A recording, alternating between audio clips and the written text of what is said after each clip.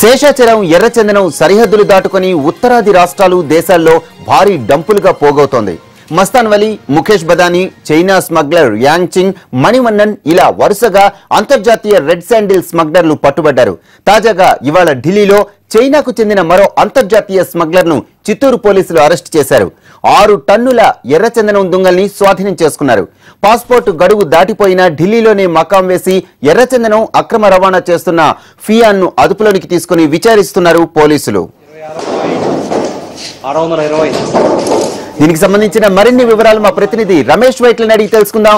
రమేష్, చెప్పండి, ఢిల్లీలో ఎర్రచందనం స్మగ్లర్ అరెస్టుకు సంబంధించిన డీటెయిల్స్ ఏంటి?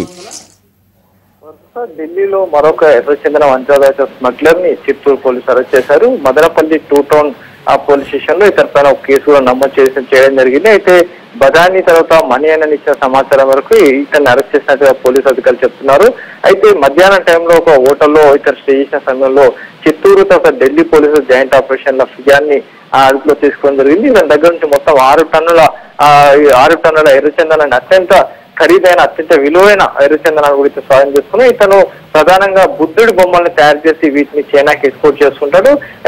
ఇక్కడ అయితే బుద్ధుడి బొమ్మలు అయితే ఎవరు కూడా అనుమానం రాదన్న దాంతో ఇతను బుద్ధుడి బొమ్మలు తయారు చేసి ఇక్కడ నుంచి ఏదైతే ఢిల్లీ శివార్ ప్రాంతంలోని ఫర్దాబాద్ లో పెద్ద మొత్తంలో గోదాం ఏర్పాటు చేసుకుని ఆ గోదాంలో బుద్ధుడి బొమ్మలు తయారు చేసి వాటిని చైనాకి ఎక్స్పోర్ట్ చేస్తుంటారు. దీనికి మణి అన్న తర్వాత ముఖేష్ బదాని ఇద్దరు కూడా సహకారం చేస్తున్నట్టుగా పోలీసు విచారణ బయటపడింది.